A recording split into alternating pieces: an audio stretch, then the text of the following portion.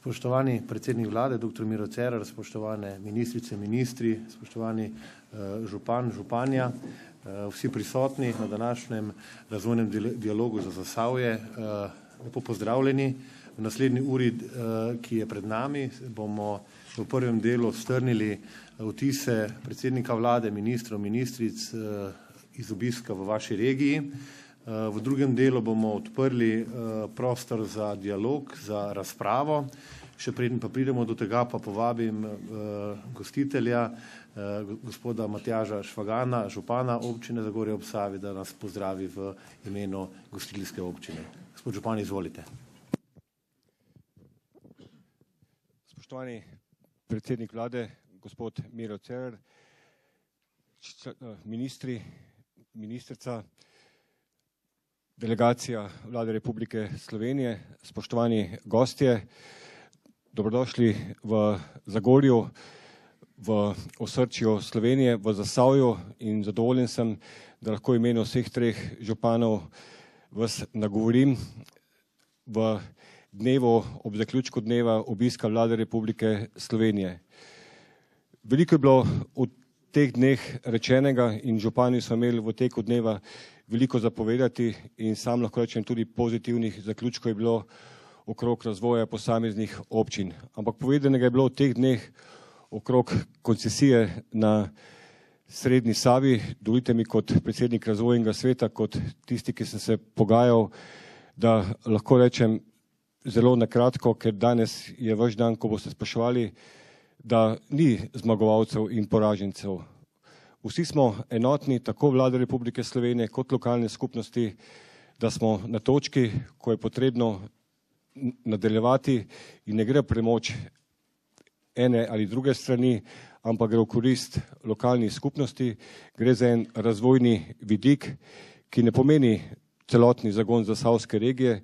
Mi še vedno stremimo k temu, da dobimo kakšnega investitorja ali domačega ali tujega v Zasavje na račun pretekle, polpretekle zgodovine, ampak je pa izgradnja teh hidroelektrarn na Srednji Savi določen infrastrukturni izziv za Zasavje. Mi smo večinoma razvojnih projektov skladili, ne gre za to kratkoročne projekte, ampak gre za projekte, ki vključujejo tako izgradnje ceste Zidanimo-Hrastnik, kot tunela proti Savinjski dolini, kot sanacije vodotokov. Skratka, gre za en obseg, ki smo ga tudi z vlado uskladili in na koncu pod črto enotni rekli, gremo pogajanja naprej in da vsi pridemo kot zmagovalci iz te zgodbe.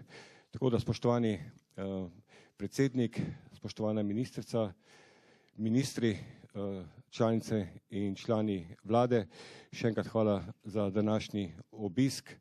Dali ste nam en nov zagon, eno novo energijo. Hvala, za kar ste storili v teh 3 letih za Zasavje. Vsakdo bi si želel še več in mi smo danes povedali, kaj želimo več in sam osebno kot župan lahko rečem, ko so me vprašali na Miklavžu, kako se počutim, kako sem in sem rekel, srečen sem. Če pa bi še bolj rekel intimno govoril, sem pa presrečen, da je danes ta dan za mano in za celotno Zagorje in Zasavje. Vso srečo predsednik in pa celotni vladi naprej. Hvala. Hvala lepa, gospod župan.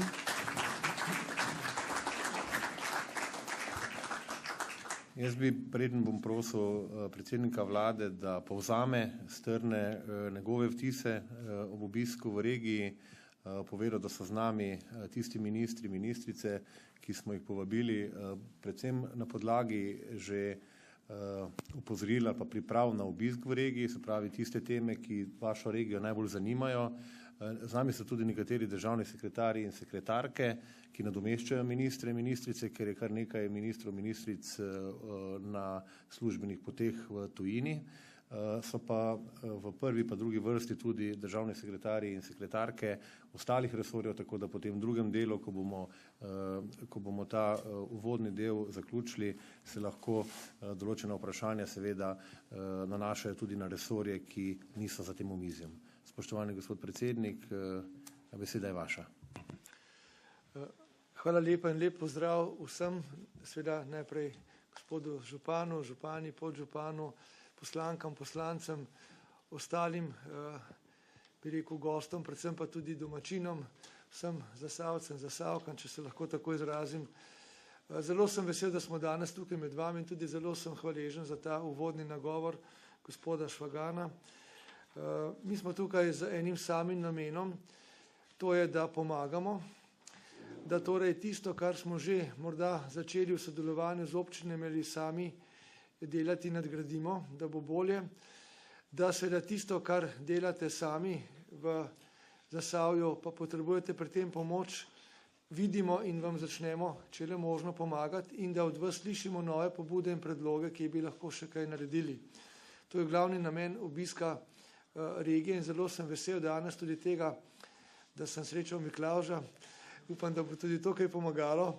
Zdaj bo en lep dogodek zunaj, moram reči, na trgu tukaj v Zagorju in sem res vesel, da smo ga tudi z ljudmi lahko skupaj doživeli, skupaj z županom. Ampak bil sem v vseh treh občinah, tudi sam sem obiskal nekaj podjetij, zelo uspešnih, pogovarjal sem se z mladimi, ki začenjajo to pot s start-upi, torej zagonskimi podjetji in imel sem še nekaj drugih pomembnih srečanj in lahko rečem, da se zavedam, da tu v Zasavju je še veliko izzivov, veliko je stvari, ki jih je še treba narediti, ampak po drugi strani pa tudi tukaj čutim, da smo v zadnjih 3 letih, da doživljamo spremembo, da doživljate spremembo, da grejo stvari počasi, ampak vztrajno na bolje. Tudi tukaj pri vas je več optimizma, nenazadnje je več zaposlenosti, več je nekih projektov, več se premika na raznih smereh in opažam to tudi na drugih delih Slovenije, kar je dober znak. Znak je, da smo res išli iz krize, kajti pred 3 leti, ko sem prevzemal vodenje vlade, smo bili še kar v krizi, takrat se je to zelo močno čutilo, bil je popolnoma drugačen ambient, drugačno počutje in potem smo pač uspeli številnimi napori, zdaj ne bi tega ponavljal, ker bi dal raje besedo vam in potem tudi ministrom in državnim sekretarjem. Skupno smo uspeli priti do te točke, kjer smo danes.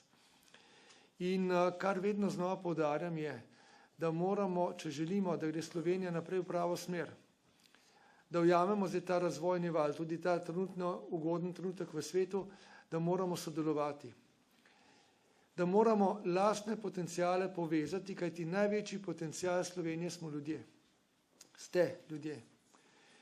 In če si mi sami mečemo polena pod noge, če si nagajamo, če smo negativni, če jamramo, bi rekel, samo da ne iščemo nekih pozitivnih premikov, rešitev, karkoli, potem seveda si delamo slabo uslugo. In tisti, ki misli, da mu bo bolje, če bo nekomu drugemu slabše, seveda kratkoviden, kajti na koncu tudi slabše njemu.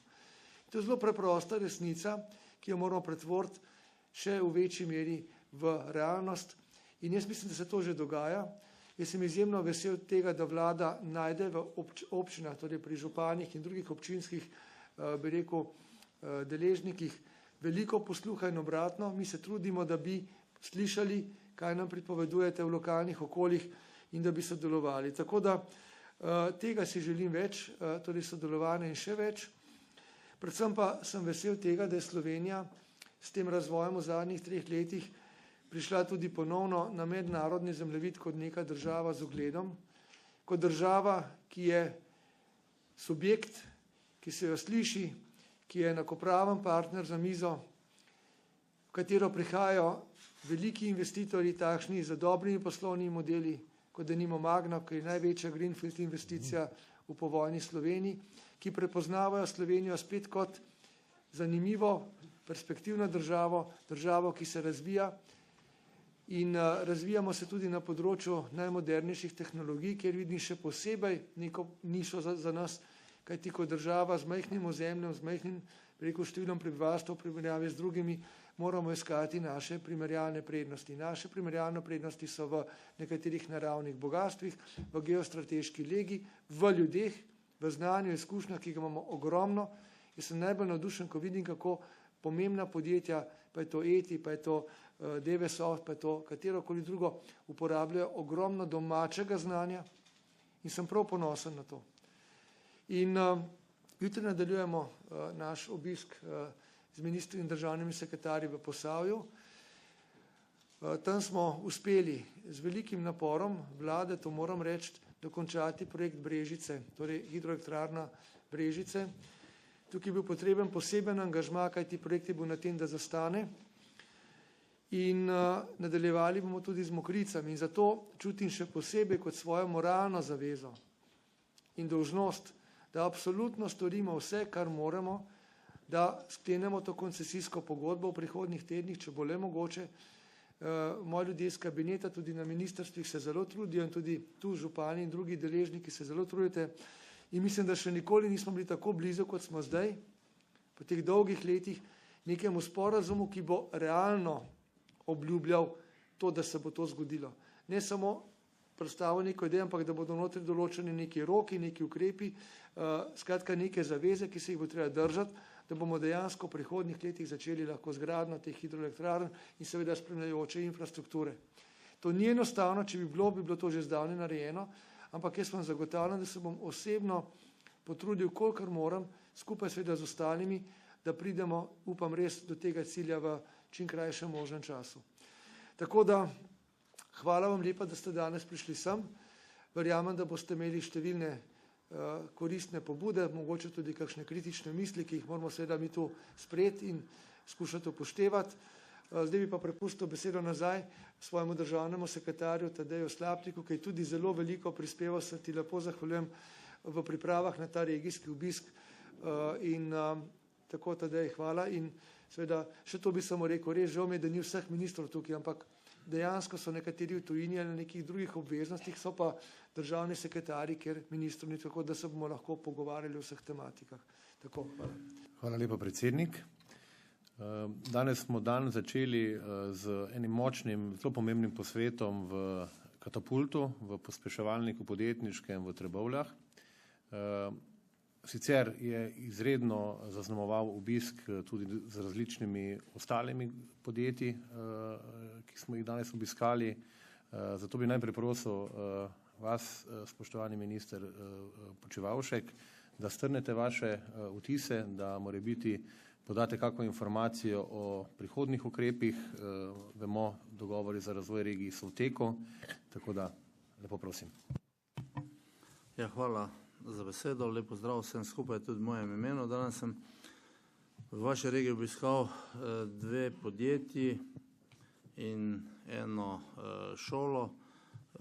Do sedaj mislim, da sem kar nekaj obiskov naredil že tukaj.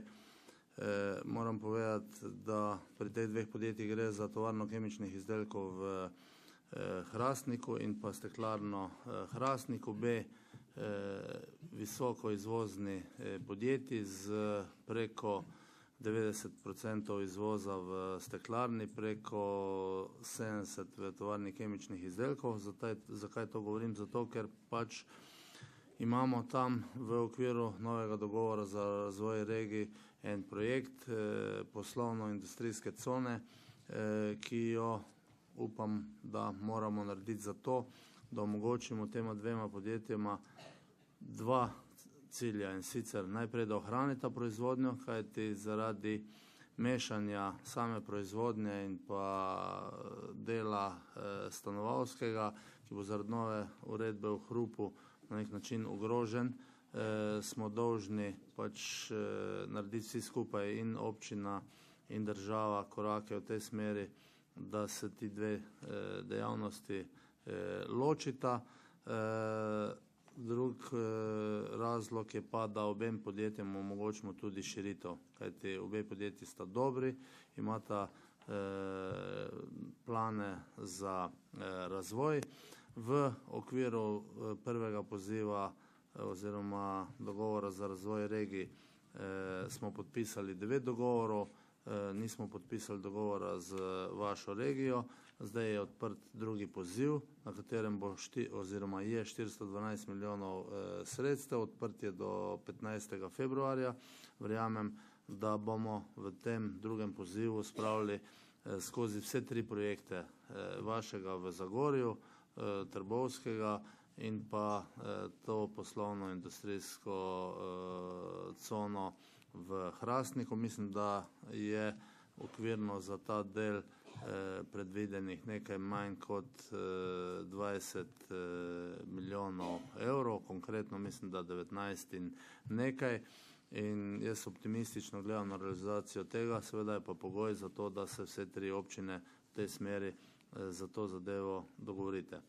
Drugi obisk pa je bil na srednji šoli, na srednji tehnični šoli in poklicni šoli Trbovlje, ker sem bil že kar nekaj uspešnih novih razvojnih podjetij, sem se odločil za obisk te šole in moram reči, da sem še zdaj preveč z entuziazmom, ki sem ga ob obisku te šole doživel.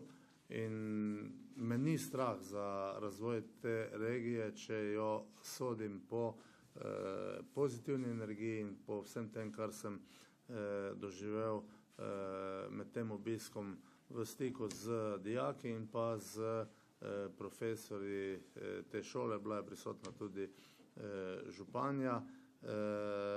Razlog obiska je bil tudi v tem, da je Ministrstvo za gospodarstvo prispevalo skromnih 85 oziroma 84 tisoč evrov za nov raziskovalni učni laboratorij.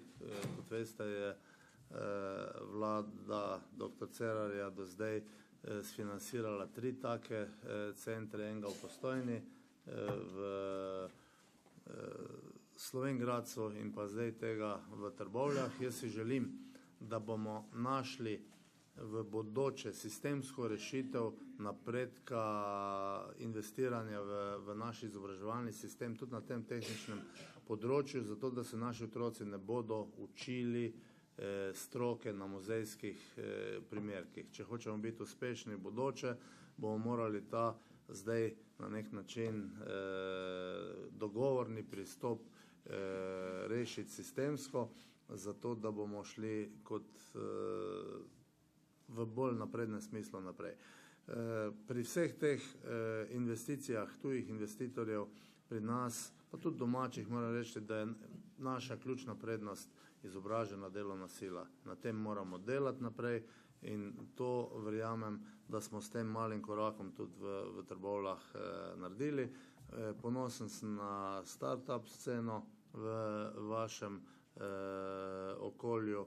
K temu je bil namenjen tudi ta medresorski sestanek danes zjutraj in tukaj lahko rečem samo bravo za rezultate, ki jih na tem področju dosegate. Na naši državni strani pa je naloga, da na nek način ustvarjamo pogoje, da bodo ta podjetja lahko bolje poslovala. Nekaj so ti razpisi, nekaj pa je ena od akcij, s katero mislim, da smo vsaj nekaterim podjetjem iz tega področja zelo pomagali s tem, ko smo se včlanili v polnopravno članstvo Evropske vesoljske agencije, ki tem podjetjem omogoča, da so absolutno enakopravno konkurenčna z ostalimi iz Evrope.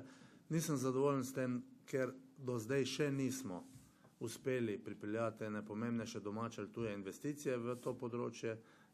To ne pomeni, da ni bilo na tem področju aktivnosti. Trudili smo se, na koncu investitor odloči, ali bo šel na ta konec Slovenije, na kakega drugega.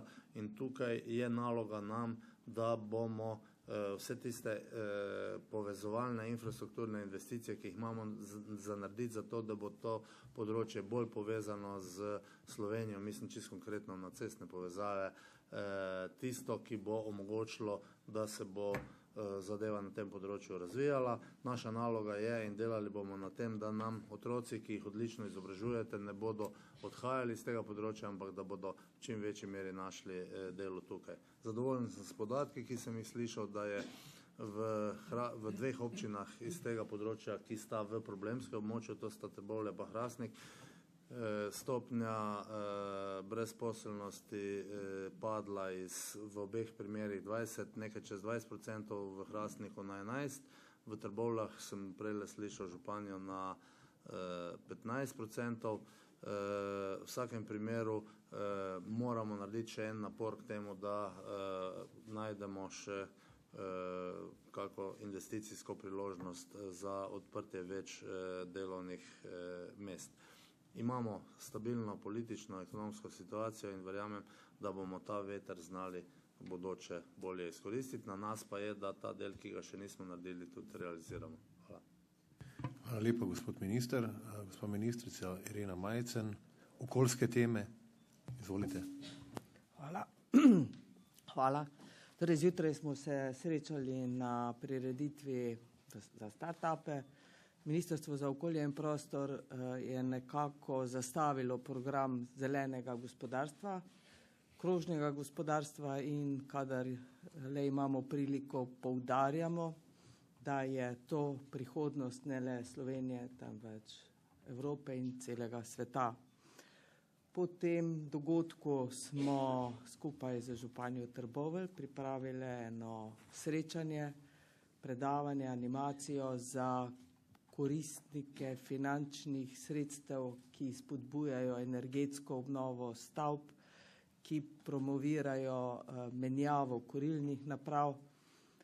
Vemo, da je Zasavje eno izmed 7 območij, kjer je obremenjenost zraka s PM10 delci velika in je naša želja tudi občin, da se lastniki ali stanovanjskih stavb ali blokov, torej upravniki, čim prej lotijo vseh ukrepov, ki bojo zmanjšali to onesnaženost. Finančna sredstva preko podnebnega sklada imamo na ministrstvu seveda zagotovljena za vse te programe, pri energetski obnovi stavb pa se poslužujemo tudi finančnih sredstev Ministrstva za infrastrukturo, ker je ekosklad nekako v upravljanju obeh ministrstv. Če bomo s to promocijo dovolj aktivni, lahko tudi pri odpravljanju energetske revščine naredimo pomemben korak, saj se prav za ta sektor oziroma za te ljudi predvideva 100% subvencija. Po tem sestanku sem se tudi sama udeležila srečanja v steklarni. Moram samo toliko povedati, da uredba, ki se nanaša na količino, torej na frekvenco hrupa, se v ničemer za podjetja ne spreminja. Spreminjamo uredbo zaradi drugih sprememb, ki se nanašajo predvsem na promet. Tam se nam pojavljajo velike težave. Res pa je, da smo že v prejšnjih, torej predhodnih sestankih ugotovili, da vkolikor projekt izgradnje, izvedbe industrijske cone se spelje, potem je težava in vse ovire v nadaljnjem razvoju za to podjetje seveda odpravljeno. No, nazadnje smo obiskali tudi regijski center za ravnanje z odpadki, ki je v Zasavju zelo pomemben, predvsem zaradi tega, ker v tistih letih, ko se upravljale te investicije, je od 15 planiranih centrov bilo zgrajenih 6, je pa prav ta center eden izmed primerov, kjer je predelava teh oziroma sortiranje teh odpadkov pravzaprav v predvideni količini, torej je 100% izkoriščenost. Pogovarjali smo se pa o odpravi nekaterih težav, s katerimi se pravzaprav srečujejo na vseh regijskih odlagališčih odpadkov. Hvala. Hvala lepa, ministrica. Ministrstvo za infrastrukturo je bilo že v sklopu priprav na obisk kar nekajkrat pohvaljeno, tako strani županov, županje. Tudi ena zelo pomembna naloga koordinacije za Zasavje pri predsedniku vlade. Naj spomnim, da je predsednik vlade takoj ob začetku mandata tudi na pozive vašega okolja, poslancev, poslank, tudi županov naredil prav posebno skupino koordinacijo, ki jo je v prvem delu vodil poslanec Dolinšek, v drugem delu minister Počivalšek. In zelo hitro smo se soočili z enim velikim izzivom, to so bila stanovanja podjetja Spekter. In zelo veseli smo bili, da je ta projekt bil realiziran na ta način, da je Nacionalni stanovanjski sklad ta stanovanja odkupil, zagotovil vsem prebivalcem preko 2000 stanovanj. še naprej po dostopni ceni najem teh stanovanj, ampak to je zgolj ena izmed, bom rekel, tem, kjer ste bili izredno učinkoviti, tudi pohvaljeni, kot sem rekel. Je pa res, da ste danes obiskali tudi še določene druge, bom rekel, projekte, ki ste jih realizirali, tako da vas prosim, da morebiti to strnete v nekih 4-5 minutah v naslednjem izvajanju. Tako da, Klemen, izvolite. Najlepša hvala, lep pozdrav vsem, spoštovani župani, spoštovana županja, še posebej. To, kar je državni sekretar Slapnik omenil, tudi pri, pa bom z tega konca začel, pri stanovanjih, ki so bila v lasti Spektra, pa so sedaj v lasti Stanovanjskega sklada Republike Slovenije, je samo primer enega od projektov, ki smo ga izvedli pravzaprav na vašo pobudo, na pobudo županov in poslancev. Iz tega konca, ker so pač upozorili, da gre za zelo pomembno zadevo za regijo, za okolje. In dejstvo pa je, da je, kot rečeno, tole eno od primerov, projektov, ki jih lahko izvedemo, če stopimo skupaj. Ne? In tako kot tudi ostale zadeve, jaz moram reči, da sem pri vseh projektih, ki smo se jih danes dotaknili, sem zelo vesel pravzaprav, da so tudi občine dosti zadovoljne pravzaprav z našim delom. Ampak se pravim, tudi nobenega od teh projektov ne bi mogli pravzaprav narediti, če ne bi bilo, bom rekel, toliko zavzetosti na strani županje in županov obeh. Zdaj, kar bi rekel z našega konca, jaz moram reči, da sem dan zelo prijetno začel z učenci osnovne šole Ivana Cankarja, energetsko prenovljene, kjer je to je en od primerov projektov, ki jih zelo podpiramo. Seveda energetska prenova pomeni manjšo porabo energije, boljše bivanjske pogoje in energijo, ki jo prehranimo, seveda je ne rabimo proizvesti, ne rabimo je kupiti. In to je osnovni cilj. Seveda je v interesu ministrstva pristojnega za energijo, da bi tudi pri obnovljivih virih energije čim bolj pospešili izgradnjo hidroelektrarn tudi na srednji Savi. Na spodnji Savi smo hidroelektrarne, bom rekel, dokončevali na vsaka 3 leta. Ko se, bom rekel, začne in konča hidroelektrarna Mokrice, bi bilo zaželjeno, da se začne prva hidroelektrarna na srednjem delu Save in zato bomo seveda, kolikor je v naši domeni, se trudili, da bi do tega dogovora čim prej seveda prišlo, tudi do sklenitve, bom rekel, ustreznih aktov. Zdaj, to bi še rekel, pri gradnji hidroelektrarn, to je razvojna priložnost, bom rekel, za regijo. Je naložba tudi v prihodnost naših zanamcev, zaradi tega, ker gre za obnovljive vire in po drugi strani tudi za blagostanje države in državljanov, ker praktično 98% investicije znamo zagotoviti doma. Imamo znanje in imajo te investicije tudi največje pozitivne makroekonomske učinke na družbeno, se pravi na bruto družbeni proizvod. In kar je najbolj pomembno, seveda predstavlja obnovljivi vir. Tako da tukaj je interes absolutno na naši strani velik in to je seveda tudi priložnost za slovensko industrijo, ki zagotavlja proizvode, storitve za te hidroelektrarne. Sočasno z gradnjo hidroelektrarn se bodo urejale seveda tudi druge infrastrukturne zadeve, kot so ceste, protipoplavni nasipi, kolesarske steze, na te zelo računam. Bom rekel, ta povezovalna ob Savi naj bi bila nekako označena naslednje leto. To je seveda v skladu z našim spodbujanjem trajnostne mobilnosti. Moram reči, da smo se tudi glede gradnje cestne infrastrukture med ministrstvom in občinami precej že uskladili, pravzaprav povsem v delu tudi, ki je povezan z izgradnjo hidroelektrarn, v delu od Ježice do Suhadola. In se pravi, bi poudaril še to, da 2/3 projektov, ki jih občine pričakujejo, se sedaj v zadnjih 2 letih smo v zadnjih 2 letih za vse te projekte pravzaprav uspeli zagotoviti vire financiranja, kar pomeni, da so ti projekti sedaj postali tudi bolj realni, predvidljivi in jih znamo tudi časovno opredeliti. Tako da danes smo si ogledali tudi, se pravi, nekaj del, ki potekajo, se pravi na Kotedršici, potem vemo, da se asfaltira tudi cesta med Veliko Presko pa Sopoto in med Sopoto in Podkumom. Dela na območju Bobna smo rekli, izvajali med šolskimi počitnicami, da ne bi bilo treba otrok predelč okrog voziti.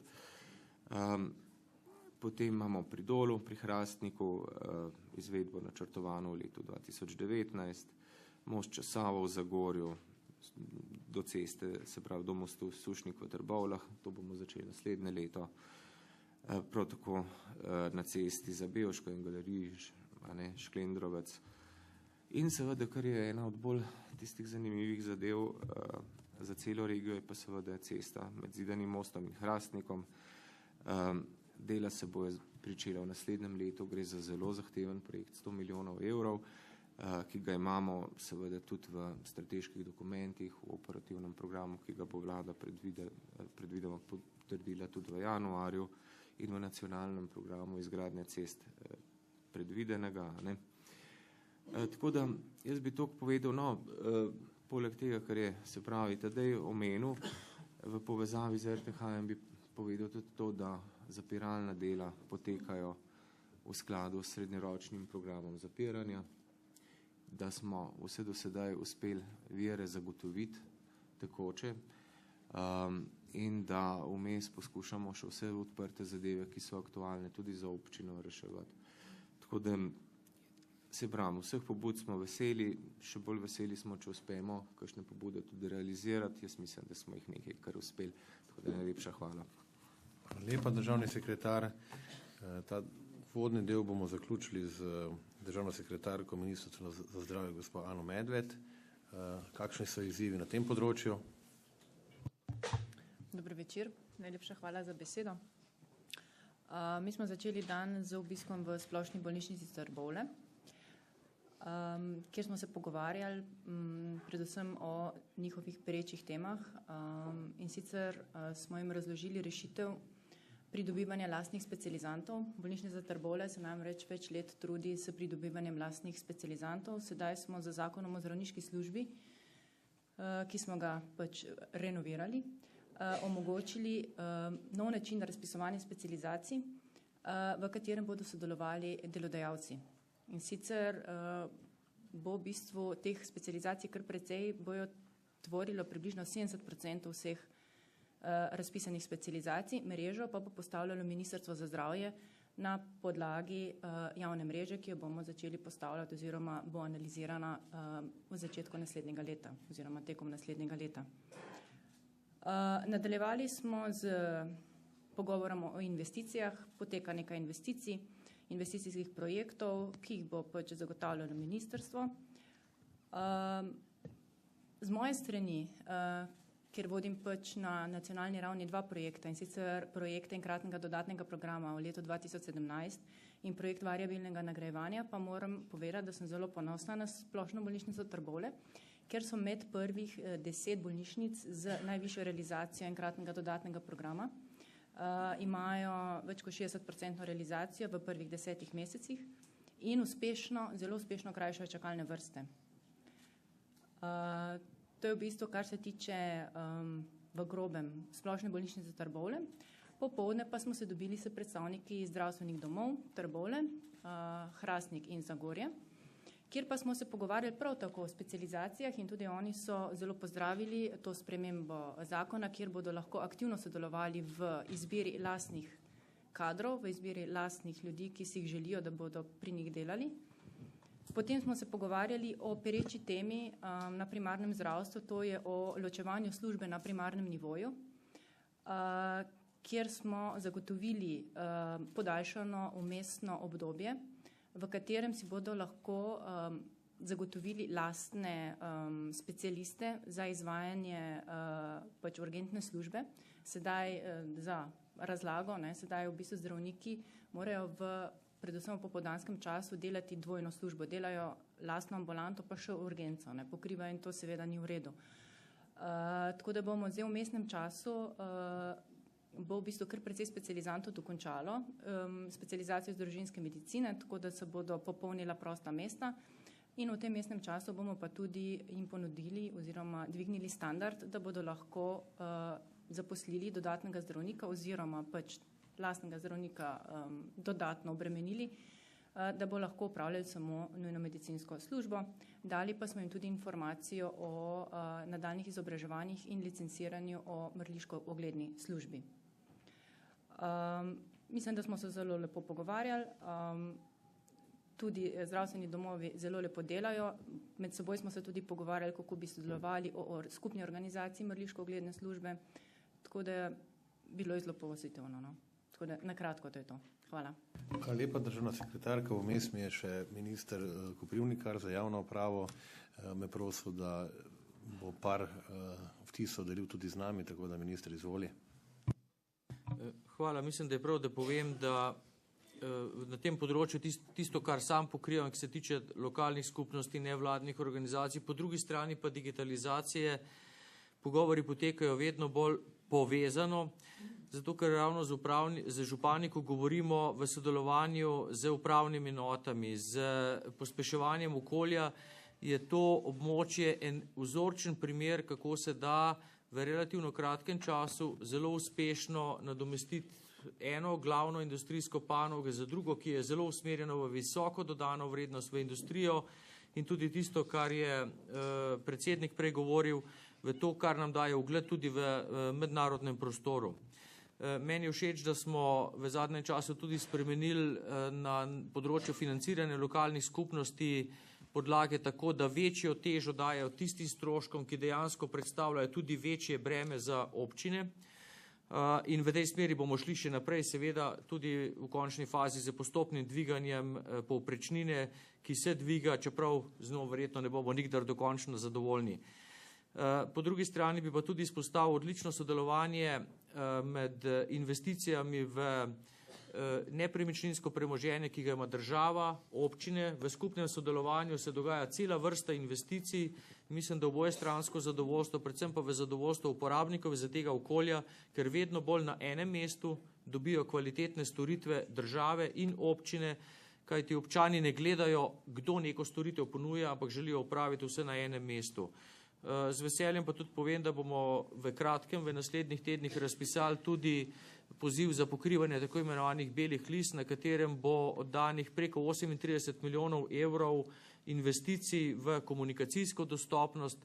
Ta pa je glede na prestrukturiranje potrebe po eni strani občanov, po drugi strani pa tudi vedno bolj moderne industrije zelo pomembna, tako da bo tudi v zasavskem koncu v veliki meri bojo odpravljene še tiste bele lise, ki predstavljajo komunikacijsko nedostopnost in Slovenija s tem tudi v tem delu prehaja med ene bolj razvitih evropskih družb, ki bo lahko tudi z to infrastrukturo konkurirala na področju sodobnih tehnologij, ki pa prinašajo visoko dodano vrednost, visoke plače in pa visoko kvaliteto življenja.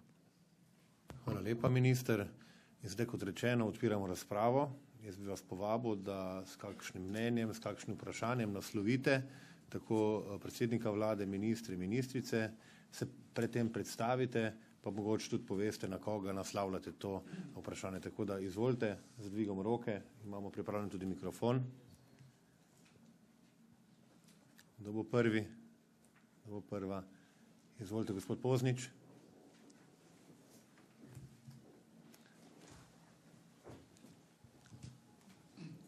Dober večer. Vsem skupaj. Zoran Poznič, Delavski dom Trbovlje, Javni zavod za kulturo.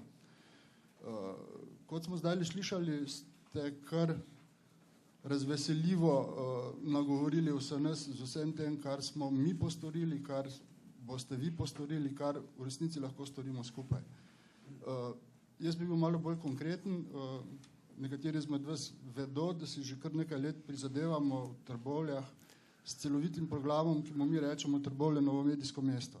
nekako zaobjema vse tisto, o čemer ste vi govorili in še kaj več. Premisa je takšna, pod enim stavkom bi se temu reklo humanizacija tehnologije. Gre se za to, da vse tisto, kar ste danes videli v Devosoftu, kar ste videli v Katapultu, v bistvu povežemo tudi s principom znanosti in umetnosti. Se pravi gospodarstvo, znanost, umetnost, digitalizacija, virtualizacija. Vse tisto, kar je nujno potrebno, da res kot država, kot skupnost naredimo preboj v 21. stoletju. Seveda tudi eden glavnih temeljev vsega tega, kar počnemo, je izobraževanje. Izobraževanje v vseh sferah in na vseh področjih. Mi smo pripravili srednješolski program novomedijski tehnik. Mi smo pripravili višješolski program dvoletni pod delovnim naslovom novomedijska tehnologija. Mi smo člani mreže centrov raziskovalnih umetnosti vseslovenske, kjer čakamo na razpis že več kot 2 leti. 2 leti je že obljubljen, vendar tega razpisa še vedno ni. Danes je bil pri nas na obisku minister za kulturo, skoraj v 2-urnem pogovoru mi je zatrdil, da je recimo razpis za to mrežo vseslovensko pripravljen in da čaka na SVRK-ju. Projekti v šolstvu, kjer delujemo skupaj z gimnazijo in ekonomsko srednjo šolo Trbovlje, so na CPI-ju, se pravi na Ministrstvu za šolstvo. Pravih odgovorov ni. Že 2 leti si podajamo kljuke na ministrstvih. Tako da, če mi lahko kdo sploh konkretno odgovori, ker našega ministra ni, vidim, da nikogar iz SVRK-ja tudi ni, ali pač, kaj je s tem našim razpisom glede mreže centrov raziskovalnih umetnosti, ki posega na vsa ta področja. Mi s Katapultom in z Devosoftom sodelujemo z vsemi relevantnimi dejavniki v naši skupnosti, ampak potrebujemo pomoč. In do te pomoči, vsaj na našem področju, na kulturnem nasploh, je včasih zelo težko priti. Hvala za odgovor naprej. Hvala lepa. Še kakšno razmišljanje? Bomo potem po enih 3 dali povzetke, odgovore. Izvolite.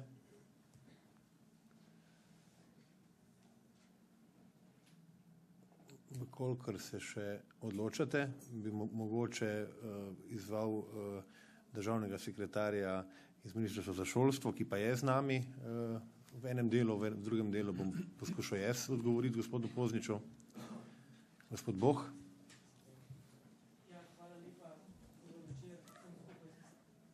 Hvala lepa in dober večer vsem skupaj tudi v imenu Ministrstva za izobraževanje, znanost in šport. Kar se tiče prvega dela vprašanja oziroma samega razpisa z področja kulture, bom težko kaj odgovoril, ampak mislim, da drugi del vprašanja pa zagotovo je ena izmed reči, ki smo izpostavili že oziroma izpostavili že v pripravljalnici in takoj po tistem našem sestanku oziroma po pripravljalnici sem jaz tudi bil v stiku oziroma predstavil celotno zadevo kolegici državni sekretarki za področje do visokošolskega izobraževanja. Še enkrat, čeprav so vsi že zelo dobro seznanjeni tudi z CPI-jem oziroma z pristojnimi institucijami in obljubili so, da postopke bodo maksimalno pohitrili, da se pravzaprav ta del z srednješolskim in višješolskim programom, kolikor se da hitro razreši.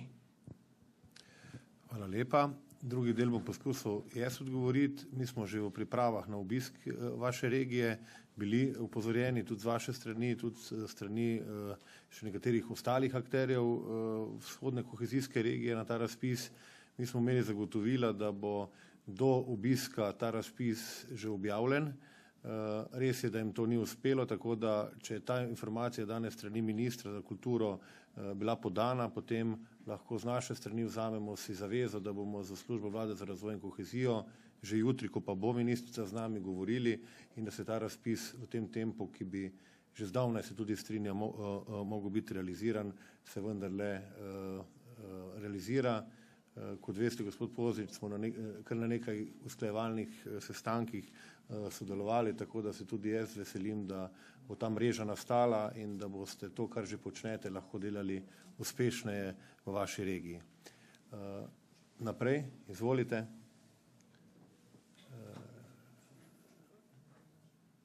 Lahko tudi samo razmišljanje. Ja, pozdravljeni, lep pozdrav. Moje ime je Klara Kržišnik, sem vodja regionalnega centra za nevladne organizacije. Jaz bi mogoče tukaj kar na vsa ministrstva mogoče apelirala. Kot veste, nevladni sektor je precej podhranjen, da ne govorim, da v zasavski regiji je ta še posebej podhranjen. Zato, če je tukaj pač iskrena želja, da nevladni sektor postane enakovreden partner javnemu in gospodarskemu sektorju, da se omogoči na vseh razpisih, kamor se nevladne organizacije lahko prijavljajo, da se omogoči predfinanciranje, tako kot to omogoča zakon o izvrševanju proračuna, in pa sofinanciranje projektov, kjer se upošteva zakon o prostovoljstvu in se izenači uveljavljanje prostovoljskega dela enako kot, ne vem, finančni prispevek. Hvala lepa. Hvala lepa. Še kakšno mnenje, kakšno vprašanje? Razmislek? Mogoče odziv ministra za javno upravo? Gospod Koprivnikar. Lahko na kratko, ker smo danes o tem tudi na srečanju govorili, ne? Mi že danes v zakonodaji imamo omogočeno tudi predfinanciranje, to predmet razpisov, ki jih posamezni resorji pripravljajo. Na tem se že dela in se tudi spreminja, saj na našem ministrstvu to predfinanciranje omogočamo. Tako da se bomo zelo trudili in zauzemali, da v delu z posameznimi resorji uveljavljamo stališče, da ob razpisnih pogojih omogočijo predfinanciranje. Po drugi strani je del zaveze tudi na strani nevladnih organizacij v tem smislu, da jasno znajo dokazati, kaj je učinek njihovega dela. Ne samo, kaj je delo, ampak kaj je učinek na lokalno okolje in kako se to izboljšuje. Kar se pa prostovoljskega dela tiče, pa ravno za tudi spremenjeno zakonodajo, zdaj v veliko večji meri omogočamo, da se prostovoljsko delo vrednoti in tudi priznava kot vložek v same projekte in sam prispevek k izvedbi projektov. Hvala lepa. Še kakšno razmišljanje? Kolikor ne, bi prosil predsednik vlade, da strnete vaše misli, pa da tudi pomagate zaključiti današnjo srečanje. Izvolite. Hvala lepa. Jaz verjamem, da če bi bilo kakšna močna želja še po polemiki, da bi se seveda nekateri navzoči oglasili. Tako da nikakor ne štejem ta mogoče nekoliko hitri konec razprave, zato da smo vsi zadovoljni. In se dobro zavedam, da je veliko stvari, projektov, nalog še ostalo odprtih in si želim, da bi jih tudi skupaj z vami res uresničevali tukaj naprej v Zasavju.